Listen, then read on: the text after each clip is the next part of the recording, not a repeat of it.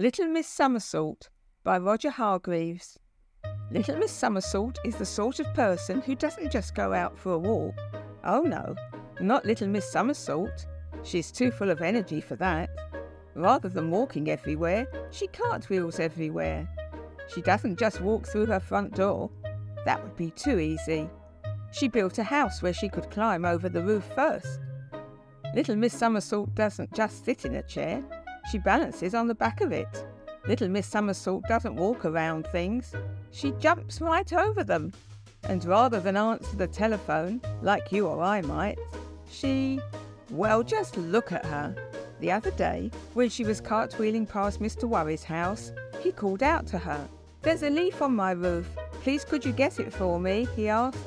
Mr. Worry had spent the whole morning worrying that the leaf might make his roof fall in. "I have a long ladder," he added. Little Miss Somersault said, "I don't need a ladder." And quick as a flash, she climbed on top of Mr. Worry's house and got the leaf off. A little further down the lane, Little Miss Somersault came to Mr. Skinny's house. Mr. Skinny was at the top of a ladder painting his roof. Unfortunately, Mr. Bump came around the corner and walked under the ladder. Or rather, he tried to walk under the ladder, but being Mr. Bump, he walked straight into it. Bump! And you could see what happened. Little Miss Somersault had seen it all happen, and without a thought for the ladder lying on the ground, she climbed to the top of Mr. Skinny's house and carried him safely to the ground under her arm. He wasn't very heavy. By the next morning, everybody had heard about Little Miss Somersault's daring deeds. The phone rang. It was Mr. Uppity. "There's an umbrella stuck in my chimney. I hear you're good at climbing onto roofs. I'll expect you here in 5 minutes. Mr. Uppity's house is one of the biggest houses you will ever have seen." To climb to the top of Mr. Uppity house would be a real challenge, said Little Miss Somersault. It took no time at all for Little Miss Somersault to climb onto Mr. Uppity's roof. "That was easy," she said as she balanced on a chimney pot. Then she looked down at the ground far below her. That was the last thing she should have done. Little Miss Somersault suddenly felt dizzy.